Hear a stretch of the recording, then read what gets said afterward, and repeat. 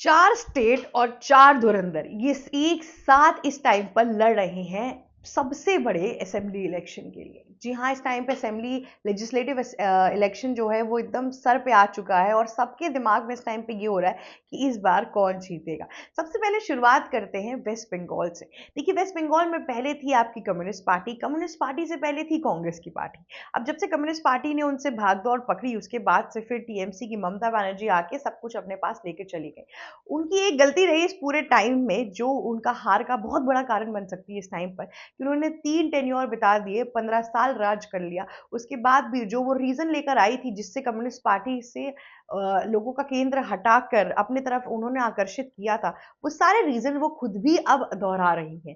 वहां पे देखिए, विमेन सेफ्टी आज भी नहीं है। आज कर रेप केसेस के बारे में तो आपको पता ही है, दिन प्रतिदिन बढ़ता जा रहा है। लोग अब वहां पे जितने भी मेडिकल कॉलेज है वहां पे अदर स्टेट से अपने बच्चों को स्पेसिफिकली लड़कियों को भेजना ही नहीं चाह रहे, क्योंकि सेफ्टी नामक चीज नहीं है।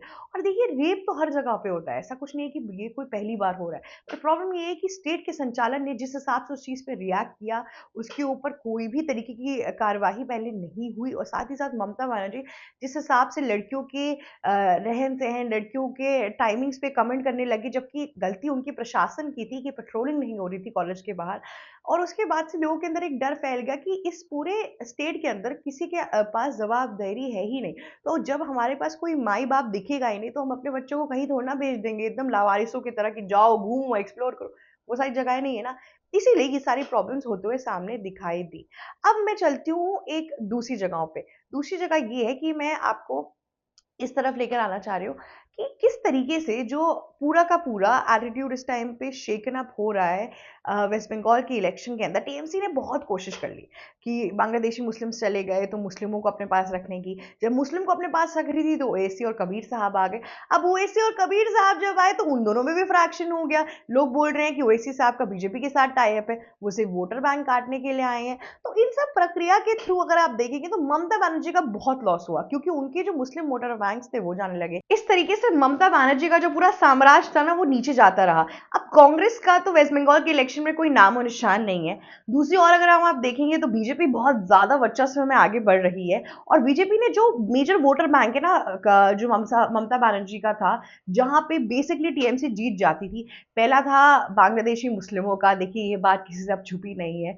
दूसरा था मुस्लिमों का।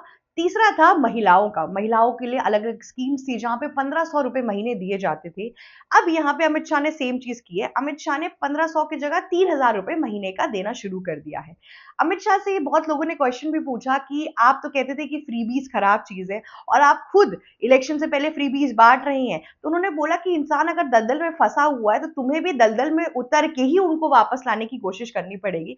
तुम बाहर से उनको नहीं निकाल सकते हो। तो इसके बाद से यहाँ पे सबका ये जो एक चुप्पी का जो कट, इसके बाद से लोगों के अंदर थोड़ी चुप्पी आई। और दूसरी ओर महिलाओं को ये पैसा देना इसलिए भी बहुत ज्यादा जरूरी था, क्योंकि वेस्ट बंगाल के अंदर एम्प्लॉयमेंट है ही नहीं। इस टाइम पे इंडस्ट्रियलाइजेशन एकदम नीचे जा चुका है। तो उसके चक्कर में ये जो 3000 रुपए महिलाओं को मिलेंगे, इससे वो अपने घर का रोजगार संभालती हैं और कई प्रकार की चीजों का एक तरीके से निर्वाहन करती है। तो इसीलिए ये पैसा उनको देना जरूरी है। ये बात हो गई वेस्ट बंगाल इलेक्शन की। अब चलते हैं केरलम के इलेक्शन में। देखिए, पहले कांग्रेस का साम्राज्य था। कांग्रेस के साम्राज्य से फिर सीपीएम जो थी, उन्होंने जो विजय पन्यान की जो पूरी सरकार है, उन्होंने गद्दी ली और जिसके तहत वो काफी हद तक और काफी टाइम तक चीफ मिनिस्टर की पोजीशन पे रहे। अब कांग्रेस के पास पूरा का पूरा टाइम था कि कैसे कम्युनिस्ट पार्टी ऑफ इंडिया ने उनसे उनकी गद्दी छीनी थी। अब पिछले 10 सालों में वो कोशिश कर सकते थे और केरलम के अंदर अपनी एक जगह बना सकते थे, और कोशिश करते तो वापस से कांग्रेस के पास सत्ता आ भी सकती थी, क्योंकि बीजेपी का बहुत छोटा वोटर बैंक शेयर है केरलम के अंदर, राइट। लेकिन कांग्रेस ऐसा कुछ भी करते हुए सामने नहीं आ पाई। दूसरा जो सीपीएम का बहुत बड़ा एक कॉम्पिटिटर था वो यूडीएफ था, जो कि बहुत अच्छे अलायंसेस में रहा कांग्रेस के साथ, पर इन लोग की भी अलायंसेस टूटी रहे। लेकिन जो सीपीएम का जो कॉन्फिडेंस है, सीपीएम का जो वर्चस्व है केरलम के अंदर, उसको अभी भी कोई भी अपने जड़ से निकाल नहीं पाया है। विजय पन्यान ने की जो सरकार रही है उसके ऊपर लोगों का भरोसा रहा है। और केरला के अंदर ये पूरी की पूरी एक सोच लोगों के अंदर है कि अगर बीजेपी को वो आने देंगे तो उनकी जो कम्युनल इंटरनल हार्मनी है उनके स्टेट के अंदर वो बहुत हद तक डिस्ट्रॉय हो जाएगी। इसीलिए लोग विजयन के साथ ज्यादा जा रहे हैं। पर इस बार विजयन की सरकार जो है वो भी नीचे जाते हुए दिखाई दे रही है, क्योंकि बीजेपी ने नगर पालिका इलेक्शन में काफी अच्छा परफॉर्म किया है। मैं ये नहीं कह रही हूँ कि बीजेपी असेंबली इलेक्शन में बहुत कुछ करके जीत जाएगी। जीतना तो अभी भी एक तरीके से आप देखेंगे तो पिनराई विजयन को ही है, बहुत हद तक चांसेस है कि ऑपोजिशन में बीजेपी कांग्रेस से ज्यादा वोट्स लेकर आ जाए, सीट्स लेकर आ जाए, ऐसा कुछ हो सकता है। क्योंकि ये बात सिर्फ बीजेपी के लोग नहीं कहते हैं, पर कांग्रेस के भी लोग यही सेम चीज कहते हैं। मणिशंकर अय्यर का बहुत बड़ा स्टेटमेंट था कि केरला में मैं चाहता था कि कांग्रेस आए, पर कांग्रेस ने जो रिक्वायर्ड मेहनत थी इलेक्शन कैंपेन में वो की ही नहीं। और यहाँ पर फिर से विजयन साहब पूरी की पूरी इलेक्शन सीट्स को लेते हुए जा रहे हैं और दोबारा वो सीएम बनकर आएंगे, जिसके बाद से लोगों के अंदर ये कॉन्फिडेंस जो था थोड़ा बहुत कि कांग्रेस आ सकती है वो भी टूटता हुआ दिखाई दे दिया। हालांकि राहुल गांधी और प्रियंका गांधी ने साल भर केरलम पे बहुत ज्यादा फोकस किया, शशि थरूर ने भी बहुत फोकस किया। उनकी तो कॉन्स्टिट्युएंसी ही त्रिवेंद्रम है जो कि इस टाइम पे केरला का कैपिटल है, पर उसके बावजूद भी वो जो वर्चस्व और वो जो एक तरीके का दबदबा उन्हें बनाना चाहिए था वो नहीं बना पाए और कम्युनिस्ट पार्टी फिर से यहाँ पे लीड करते हुए दिखाई दे गई। हालांकि जो राहुल गांधी के गुरु माने जाते हैं केसी वेणुगोपाल, उन्होंने पूरी तरीके से अपना जान झोंक दिया इस पूरे इलेक्शन के अंदर, पर उनकी जो जान झोंकी गई थी वो दिखाई नहीं दी बस, लेकिन उन्होंने मेहनत पूरी की थी कि क्या पता अगर कांग्रेस पार्टी जीत जाए तो चीफ मिनिस्टर वो बन जाए, लेकिन ऐसा कुछ भी दिखाई नहीं दे रहा है। तो एक तरीके से यहां पर भी हम कह सकते हैं कि सीपीएम पूरा का पूरा लेके चली जाएगी इस बार भी। पिनराई को इस बार भी हराना बहुत मुश्किल होगा, पर यहां पर ऑपोजिशन की जो सीट्स है उसके अंदर बदलाव देखने को मिल सकता है और बीजेपी का जो वोटिंग एवरेज है वो आगे बढ़ता हुआ दिखाई दे सकता है। अब चलते हैं हमारे तीसरे स्टेट की तरफ जो कि है आसाम। अब देखिए आसाम में हिमंता बिस्वा शर्मा एक ऐसा नाम है जिसके साथ बीजेपी ने पहली बार एक रिस्क फैक्टर लिया था। बीजेपी मोस्टली कोशिश करती है या तो रीजनल पार्टी के साथ टाई अप करती है या तो अगर वो अपनी तरफ से एक सीएम कैंडिडेट प्लांट करती है तो वो उसी का एक मेंबर हो, उनके साथ अलायंस में हो, बहुत चीजें होती है। पर हिमंता बिस्वा शर्मा बाहर से आए हुए एक इंसान थे। इसके पहले वहां पे कांग्रेस की सरकार थी आसाम में, गौरव गोगोई के पिताजी चीफ मिनिस्टर बहुत सालों तक रहे हैं और उसके बाद से गौरव गोगोई भी सेम चीज के लिए एम कर रहे थे। लेकिन हिमंता बिस्वा शर्मा ने बोला कि तुम मेरी बात सुनो, मैं तुम्हें ये इलेक्शन जिता के देख रखूंगा, बस तुम मेरे पे भरोसा करते जाओ। उन्होंने वहां पे एक ऐसा एटमॉस्फेयर क्रिएट किया कि उनको सब कोई मामा की नजर से देखने लगा। मामा वो क्योंकि इस बात के लिए क्योंकि आसाम के अंदर बहुत डिस्प्यूट्स थे, कोई ट्राइबल डिस्प्यूट्स में है, कोई बंगाली डिस्प्यूट्स में है, कोई आसमीज डिस्प्यूट्स में है, कोई आसमी मुस्लिम है। तो उन डिस्प्यूट्स के चक्कर में लोग सामने एक साथ नहीं आ पा रहे थे और इन सब चीजों के दौरान सबसे ज्यादा दो इंसान पिस रहे थे वो थी आसाम की महिलाएं, क्योंकि वहां पर इक्वालिटी नामक चीज नहीं थी, जिसकी वजह से काफी हद तक दिक्कत आने लगी। हिमंता बिस्वा शर्मा ने ना कि सिर्फ आसाम के अंदर बॉर्डर फेंसिंग लाई और बांग्लादेशी घुसपैठियों को हटाने की कोशिश की, पर साथ ही साथ उन्होंने जो वहां की मुस्लिम औरतें थे उनके लिए काम करना बहुत शुरू कर दिया। तो आसाम बीजेपी का इकलौता स्टेट है जहां पर अगर आप देखेंगे तो एक तरीके से हिंदू वोटिंग एवरेज तो अच्छा है ही, पर साथ ही साथ मुस्लिम एवरेज वोटिंग एवरेज भी बहुत अच्छा है। इस टाइम पे भी लोगों के दिमाग में यही है कि हिमंता बिस्वा शर्मा है तो एक तरफा जीत होगी बीजेपी की। इनफैक्ट इतना ही नहीं, अगर आप देखेंगे इस पूरे इलेक्शन के दौरान बहुत से ऐसे आपको देखने को मिलेगा कि कैसे कांग्रेस के जो वरिष्ठ नेता थे उन्होंने यहाँ पर छोड़ के सब कुछ बीजेपी ज्वाइन कर लिया। 30-30 साल किन लोगों ने जो कांग्रेस में अपना टाइम दिया, उनको जो रेलिवेंट अपग्रेडेशन या फिर सक्सेस नहीं दिखाई दी, उन्होंने छोड़ के वहां पे सामने आ गए। तो अब जब इतने मेजर कॉन्स्टिट्युएंसी उनके हाथों में ऑलरेडी आ चुकी है, हिमंता बिस्वा शर्मा के हाथों में, तो जीत तो कहीं से भी कहते ना यू टर्न लेते हुए दिखाई नहीं दे रही है। हिमंता बिस्वा शर्मा अभी भी उसी तरीके से चलते जाएंगे और बीजेपी की ही जीत होगी एटलीस्ट आसाम के अंदर। अब पुडुचेरी का जो इलेक्शन है वहां पे एनडीए की सरकार है, लेकिन कांग्रेस का भी वर्चस्व अच्छा खासा है। अब इस पूरे टाइम में क्या होने वाला है, कैसा होने वाला है, ये एक बहुत बड़ा क्वेश्चनेबल पॉइंट हमारे सामने आ चुका है।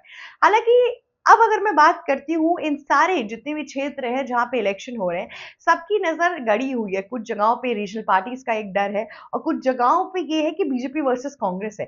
और अब दूसरा जो मैं स्टेट बात करने वाली हूँ वो है तमिलनाडु। अब तमिलनाडु का जो इलेक्शन है ये भी बहुत ज्यादा दिलचस्प है। तमिलनाडु एक अभी भी ऐसा स्टेट बचा है जहां पे मोनार्की चली आ रही है, मतलब आप समझ रहे हैं कि परिवारवाद की तरफ से जो पॉलिटिक्स है वो अभी तक आ रहा है। देखिए एम के स्टालिन जिनके पिताजी है करुणानिधि, उनकी उनका जो साम्राज्य उन्होंने बसाया था, अब वो एम के स्टालिन काफी दूर तक लेकर गए और उन्होंने काफी रेलिवेंट चेंजेस लेकर आए। पर उनकी जो एक गलती थी जिसकी वजह से इस बार उनको हार अभी नहीं पर बाद में देखने को मिल सकती है, और बीजेपी का जो स्कोप था वो तमिलनाडु के अंदर एंटर करता हुआ दिखाई दिया, वो इसलिए क्योंकि वो हिंदुत्व के बहुत खिलाफ हो गए। उन्होंने साफ साफ बोल दिया कि हिंदी लैंग्वेज को हम अपनी पूरे तमिलनाडु से हटा देंगे, होर्डिंग्स पे हिंदी लैंग्वेज नहीं होनी चाहिए, गाने हिंदी लैंग्वेज में नहीं होने चाहिए, मूवीज हिंदी लैंग्वेज में नहीं आनी चाहिए। तो इस तरीके से उन्होंने अपनी जो कटुता थी हिंदी लैंग्वेज के खिलाफ वो सामने लाई और तमिलियन को ऊपर ले जाने की कोशिश की। उन्होंने बहुत बार बोला कि इंडिया के अंदर इतने ढेर सारे हिंदी सेंट्रल यूनिवर्सिटीज है, संस्कृत सेंट्रल यूनिवर्सिटी है, तमिल सेंट्रल यूनिवर्सिटी क्यों नहीं है? जब तमिल स्पीकिंग लोग ही इतने कम है तो कहाँ से आ जाएगी? और जिस हिसाब से जो वोटिंग सॉरी जो नंबर ऑफ तमिल स्पीकर्स है उन हिसाब से जितने भी इस टाइम पे Tamilian language based central colleges हैं वो इनफ है, उससे ज्यादा की जरूरत नहीं है। अगर स्पीकिंग ज्यादा बढ़े तो मुझे समझ में भी आता है, पर उसके अलावा नहीं है। उनका हमेशा से नीचे मैनिफेस्टो रहा है कि कैसे द्रविडियन कल्चर को ऊपर लेके जाना है। सो बेसिकली द्रविडियन का कल्चर जो होता है वो भी हिंदू जैसा ही होता है, पर वो अपने आप को हिंदू नहीं मानते, वो अपने आप को द्रविडियंस मानते हैं। तो ये जो द्रविडियन साम्राज्य के ऊपर एआईडीएमके जो बीजेपी के साथ अलायंस में है और डीएमके खेलती है, वो जो पूरी एक इलेक्शन कैंपेनिंग ये लोग लड़ते हैं और जिनका जो वोटर बैंक रहता है उससे लड़ना इस टाइम पे बहुत मुश्किल हो जाता है। हालांकि बीजेपी ने एआईडीएमके के साथ मिलकर काफी हद तक कोशिश की आने की, पर उसके बावजूद भी बीजेपी का यहाँ पर आना बहुत मुश्किल है। लेकिन यहाँ पे एक और चीज है जो डीएमके की तरफ से इशू वाली है। अब एम के स्टालिन तो बहुत अच्छे लीडर साबित हुए, उन्होंने काफी वोटिंग एवरेज से जीता और साथ ही साथ कांग्रेस को भी कभी हावी होने नहीं दिया तमिलनाडु की पूरे पॉलिटिक्स के अंदर। पर उन्होंने ये सारी जिम्मेदारी सौंप दी अपने बेटे के ऊपर जो है उदयनिधि स्टालिन। अब उदयनिधि स्टालिन का जो पॉलिटिकल एक्सपीरियंस है, जिस हिसाब से उनकी बातें हैं, जो उनकी ओरेटरी स्किल्स हैं, वो इतनी अच्छी नहीं है कि लोगों को लुभा सके। तो अब इतनी जो बड़ी इतने टाइम से सदियों से उनकी जो पूरी पॉलिटिकल हिस्ट्री है वो चली आ रही है, अब वो जब उनके बेटे उदयनिधि स्टालिन के ऊपर आएगी तो उस चीज को वो ले जा पाएंगे या नहीं ले जा पाएंगे, ये बहुत बड़ा क्वेश्चन है। हालांकि जो तमिलियन ऑडियंस है उनके अंदर उस तरीके का भरोसा नहीं है उदयनिधि स्टालिन के लिए, पर यहाँ पे सब चीजें इस टाइम पे बहुत टिपिकल है। हालांकि जिस हिसाब से इलेक्शन के जो अभी हमारे सामने कैंपेनिंग के बाद से रिजल्ट्स हमें दिखे हैं, बहुत हद तक चांसेस है कि डीएमके फिर से जीत सकती है। हालांकि ऑपोजिशन के अंदर इस बार बीजेपी भी अपना मार्क बना देगी, हालांकि वही 10-15% से बनाएगी, पर बनाएगी जरूर, ये बात तय है। उसके अलावा टीवीकी के जो विजय थलापति उनकी पार्टी भी एक ट्रम्प कार्ड एंट्री की तरह है और किसी को कोई भी अंदाजा नहीं है कि उनकी पार्टी कैसा परफॉर्म कर सकती है। तो ये था इन सारे जितने भी क्षेत्रों में इस टाइम पे लेजिस्लेटिव असेंबली इलेक्शन हो रहा है उनका एक एनालिसिस, और इस बार ये देखना बहुत ज्यादा जरूरी है कि क्या ट्विस्ट एंड टर्न आता है। कुछ स्टेट्स का प्रिडिक्टेबल है, कुछ स्टेट्स का बिल्कुल भी नहीं प्रिडिक्टेबल है, पर अपनी तरफ से रीजनल पार्टीज ने बहुत हद तक कोशिशें कर दी हैं, बीजेपी ने बहुत हद तक कोशिशें कर दी है, और आप कांग्रेस की तो बात छोड़ दीजिए, उन्होंने मुझे लगता है इलेक्शन में अपना हाथ डालना ही छोड़ दिया है, उन्होंने कंप्लीटली गिव अप कर दिया है पूरी चीजों से। तो आज के लिए बस इतना ही। अगर आपको ये वीडियो अच्छी लगी तो लाइक, शेयर, सब्सक्राइब और कमेंट करना बिल्कुल मत भूलिएगा। जाते जाते बेल आइकन भी हिट कर दीजिएगा। थैंक यू सो मच हमें इतना ज्यादा प्यार देने के लिए। एबीसी हिंदी न्यूज, आज ही जुड़िए हर खबर के साथ।